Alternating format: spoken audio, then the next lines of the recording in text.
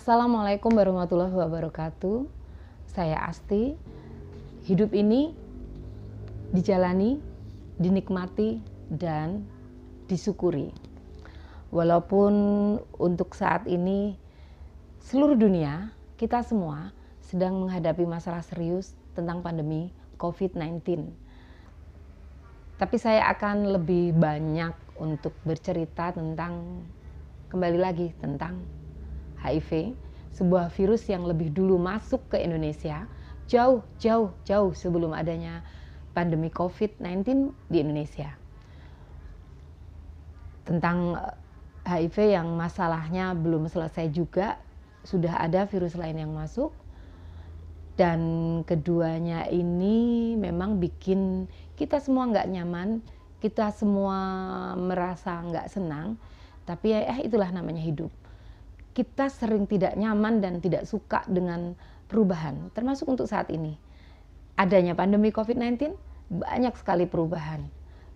Ya, perubahan yang paling jelas kita harus di rumah aja. Untuk anak-anak harus homeschooling. Tapi paling tidak, yang terus akan kita lakukan dan terus kita lakukan adalah tetap cuci tangan pakai sabun, tetap makan bergizi, tetap jaga kebersihan, jaga jarak, physical distancing, social distancing. Nah, karena saya juga melakukan social distancing, maka saya lebih memilih untuk bercerita di sini. Mungkin cerita yang akan saya bagi ini tidak terlalu penting bagi orang yang merasa belum membutuhkan. Karena kenapa saya katakan belum membutuhkan? Sebagian besar masyarakat merasa bahwa HIV bukan informasi yang diperlukan. Sebelum pasangannya terkena, anaknya terkena HIV, atau mungkin dirinya sendiri, baru dia biasanya akan mencari tahu banyak informasi. Sedangkan alasan lain, mungkin untuk para mahasiswa yang ingin menyelesaikan tugasnya, ingin melakukan penelitian, mungkin biasanya dia akan memerlukan informasi tentang HIV, termasuk beberapa orang dengan HIV/AIDS yang perlu dia wawancara. Misalnya seperti itu. Saya sendiri hanya sebagai ibu rumah tangga dengan kemampuan yang sangat terbatas. Saya bukan dari tenaga medis. Jadi mungkin cerita yang saya sampaikan ini hanya berdasar obrolan dengan pasien HIV/AIDS, hanya obrolan dengan dokter. Sepanjang yang saya tahu, dengan banyak masyarakat memahami pencegahan dan penularan HIV, tentu lebih memudahkan penanggulangan HIV. Nah, sedangkan dalam sosialisasi itu yang disampaikan adalah informasi. Informasi itu kunci. Saya hanya berharap kuncinya itu dibikin simple, sederhana, agar masyarakat awam lebih mudah untuk memahami informasi HIV/AIDS, terutama untuk pencegahan dan prinsip penularannya. Walaupun tadi saya sudah mengatakan bahwa isu HIV/AIDS masih jauh dari kata selesai, tapi sudah banyak kemajuan, sudah banyak perkembangan di dalam layanan kesehatan, di dalam pengobatan. Jadi untuk HIV/AIDS sendiri layanan kesehatannya sudah banyak perkembangan yang bagus dibanding 30 tahun yang silam. Untuk pengobatan juga sudah ada antiretroviral. Dengan pengobatan itu menjadikan orang dengan HIV dan AIDS bisa hidupnya lebih berkualitas. Permasalahan dalam isu HIV/AIDS yang sangat sulit hilangnya adalah tentang stigma dan diskriminasi. Toh pun memang sudah banyak orang dengan HIV/AIDS yang lebih terbuka, tapi masih jauh lebih banyak orang dengan HIV dan AIDS yang masih terkungkung dengan stigma. Kadang yang stigma itu justru dari self stigma. Jadi pasien sendiri menstigma dirinya hanya karena virusnya. Padahal dia harusnya paham, orang dengan HIV/AIDS, orang dengan HIV harusnya paham bahwa virus HIV hanya menyerang kekebalan tubuhnya.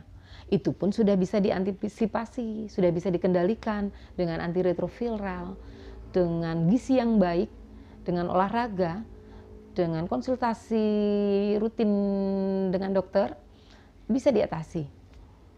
Yang jelas, virus HIV/AIDS maupun virus-virus yang lain termasuk corona, saya pikir, itu tidak akan menyerang pikiran kita, tidak akan menyerang kepercayaan diri kita kalau kita tidak menghendakinya. Salah satu pertanyaan yang mengandung stigma misalnya, seringkali saya mendengar entah itu perawat, entah itu dokter, entah itu mungkin sesama teman sebaya atau teman yang sama-sama mereka adalah pasien HIV/AIDS, sering ada pertanyaan atau mungkin mahasiswa yang melakukan penelitian, satu pertanyaan yang menurut saya masih berbalut stigma adalah dari mana? Orang sering bertanya kepada pasien HIV, dari mana? Dari mana Anda mendapatkan HIV? Padahal tentu saja pertanyaan itu sangat sulit. Kenapa saya bilang sulit? Virus itu kan kecil, kita nggak bisa lihat. Kita nggak pernah bisa lihat, bahkan corona juga kita nggak pernah bisa lihat, walaupun kita dampak dari corona kita sudah lihat. HIV juga gitu, kita nggak bisa lihat. Jadi gimana kita ditanyakan dari mana datangnya virus itu? Satu itu. Yang kedua, yang tahu sejak kapan virus itu masuk ke dalam darah, ke dalam tubuh untuk pasien, itu yang tahu hanya virus itu dan Tuhan. Hanya Allah dan virus itu yang tahu kapan dia masuk. Jadi menurut saya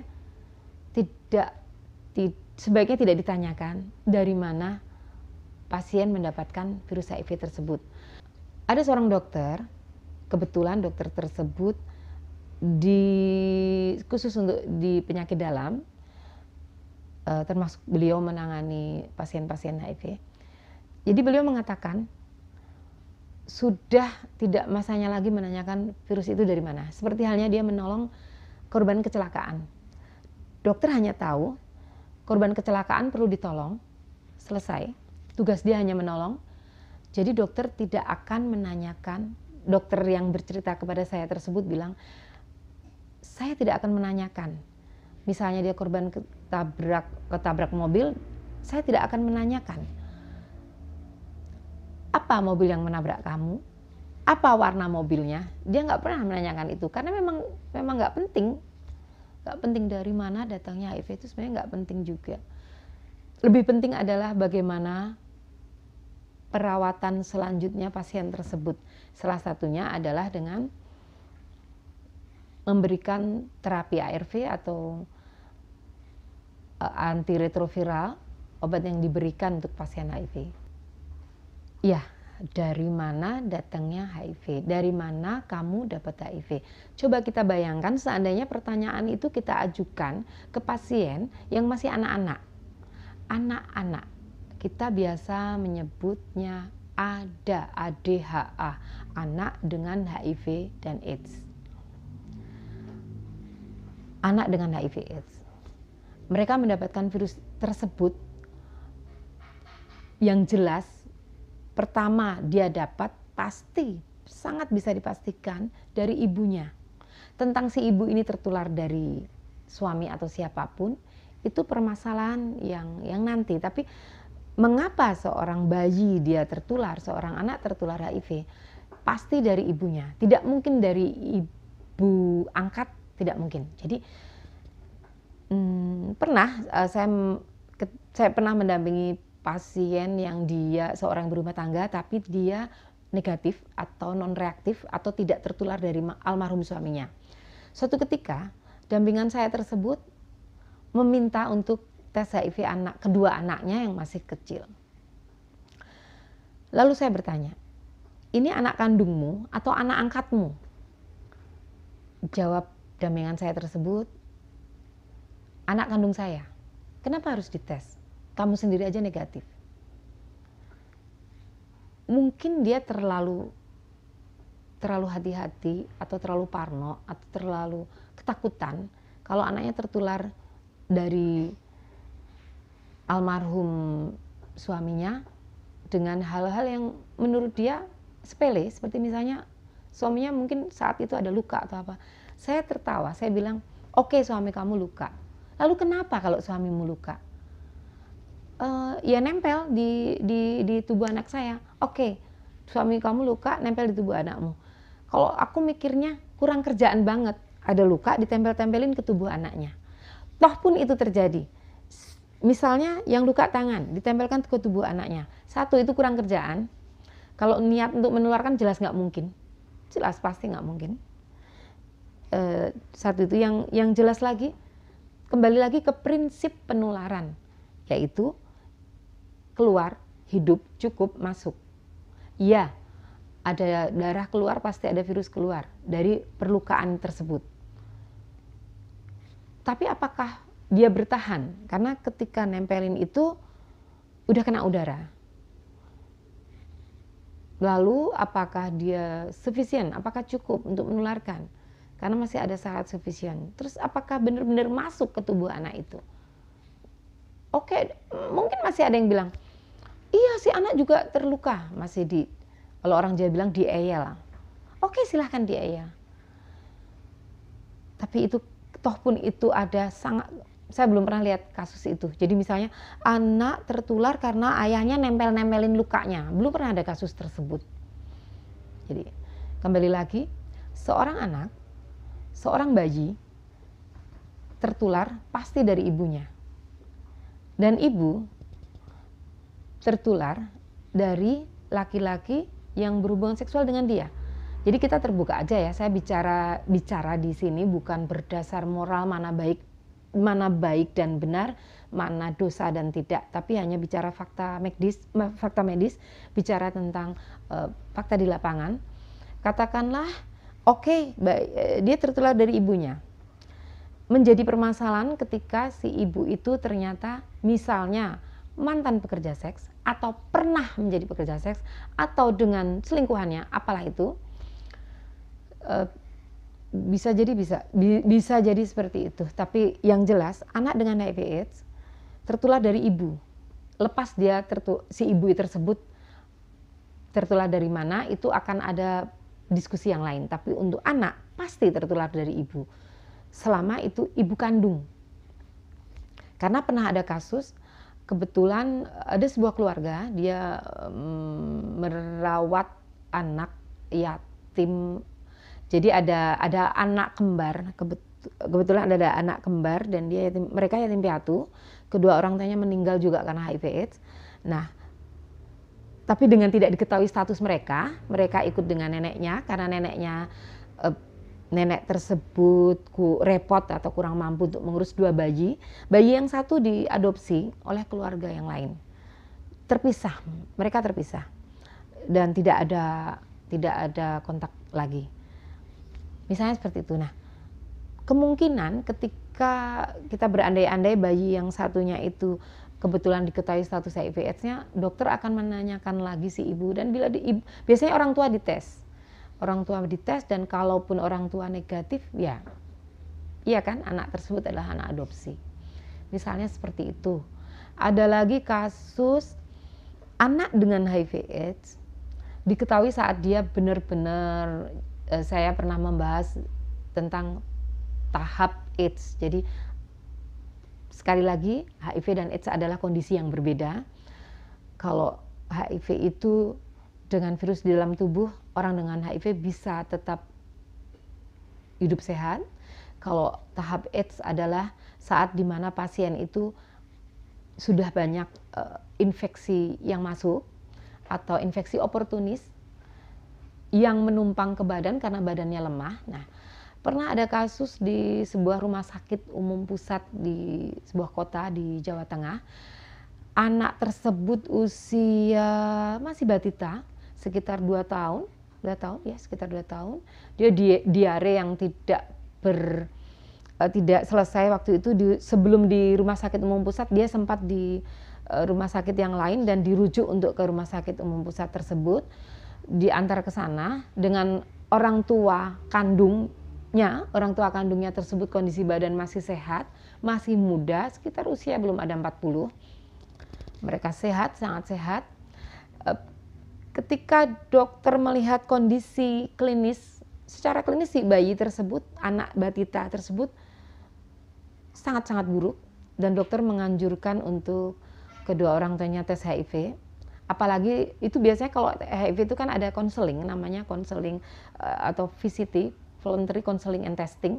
Sebelum melakukan tes, dia akan tes dulu.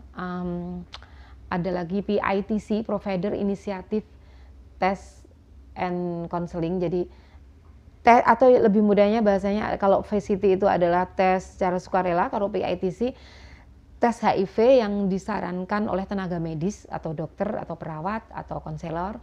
Nah, kembali lagi ke kasus anak tersebut, akhirnya dokter menganjurkan kedua orang tuanya untuk melakukan PITC ya, karena dokter yang menyarankan. Akhirnya mereka dikonseling, digali riwayatnya. Ibunya memang benar-benar ibu rumah tangga dan berhubungan seksual hanya dengan suaminya.